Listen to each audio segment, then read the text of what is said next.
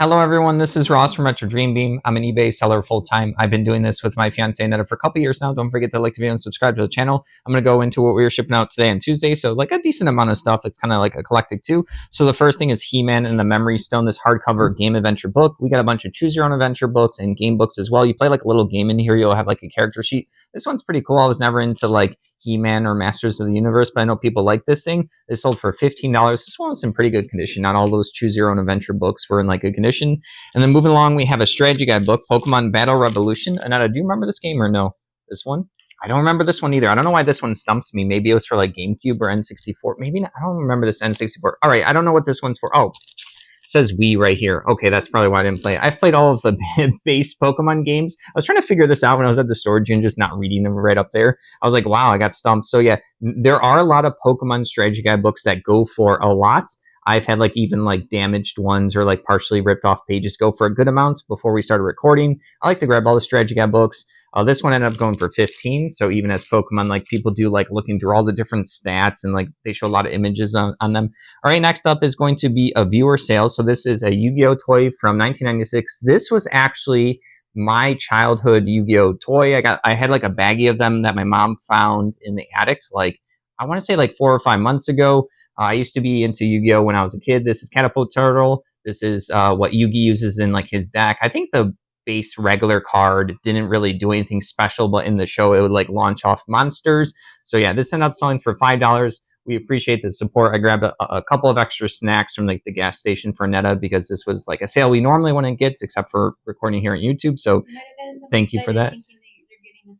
Which one? Oh, okay. No, no, the snack's not going to come with the order. I spent the money, the extra money on a snack for you. I passed along the generosity. I'm not sure if they want to be mentioned. Their Perkin resale is their store eBay page. All right, so we're gonna move along. So yeah, thank you again. We have this particular mug right here, McKinley Explorers. This is a really detailed like ceramic type of mug. We don't do mugs too often. We've had a couple issues with them breaking before, either with like moving them around from places and such, but we used to do them a lot, like more during Goodwill times, like when we were first starting. I don't remember where we got this one. This one sold for $10, and that is the packer and chipper, so she's going to do a good job to make sure that one chips out pretty well. I have like my own mugs and stuff that I like. Sometimes you'll see them here on the table when they're like we're recording. I have like a Harry Potter one just because it's like a good mug. I have like one that Netta's mom got me, which is like a mushroom with a frog on top. That one's pretty cool. I have some cat ones. All right, moving along, we have a lot of Monster Apocalypse. Sorry, not Monster Hunter. Monster Apocalypse. These are different buildings. So the cool thing about this one is some of the factions actually have their own little buildings with special abilities. I can't remember what this like red faction is. There's also this blue satellite, and then you have like generic buildings.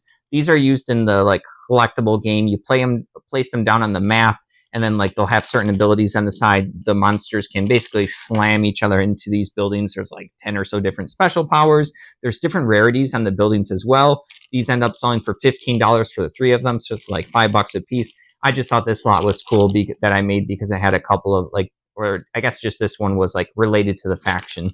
They're not all just like these generic buildings. All right, moving along. I had my first Geode sales of those cards I listed. I listed all of them from the video. This one is Praxis Seizure Cairo right here. And then the other one is Cairo International Airport. I learned a bunch about this game when I was listing it. So Geode was like the first edition. There's a bunch of different sets. And quickly in the 2000s, I think White Wolf, it went from Wizards of the Coast to White Wolf in the early 2000s. And then they turned it into Vampire the Eternal Struggle game. People call it VTES, Vampire the Eternal Struggle. So these each sold for, these are rares, so they sold for $7.50 each, so 2 of them, so $15 for a combo order, so someone wants this particular rares. So yeah, I looked up all the rares. It was kind of hard. There weren't too many sellers. There was like a couple of international sellers with like singles and stuff, so I did a bunch of singles and I did a bunch of lots, so it was cool to get that sale going and to sell some of that stuff. That particular set, let me see, was...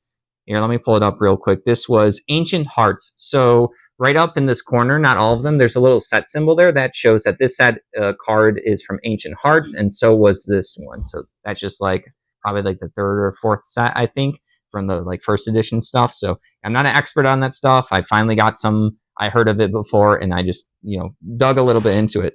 All right, the next one is like a interesting sale. We have a art poster like portfolio thing. This thing can like, I don't even know if I can like open it up. It's going to hold people's artworks, as well as you can probably just put like big posters and like any other big oversized sheets you want to collect. I saw no like branding. I don't know if this was like Ultra Pro. Normally they put stuff on this. Oh, now I see like the branding right here. Okay. Itoya. Okay, there you go. I didn't see it earlier when I listed, so I guess I saw it right there. It's just like black on black.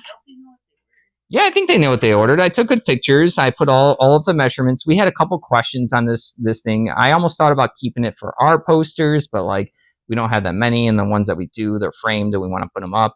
But yeah, this kind of stuff, this might not be for someone for posters. This actually might be for like an artist or like an art student or someone that just wants to put their art pieces in something like this.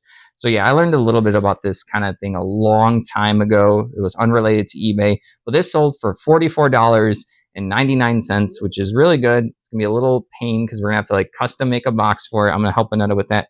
All right, so that's everything. Thank you for watching. Don't forget to like the video and subscribe to the channel. I hope everyone's having a good start to their week.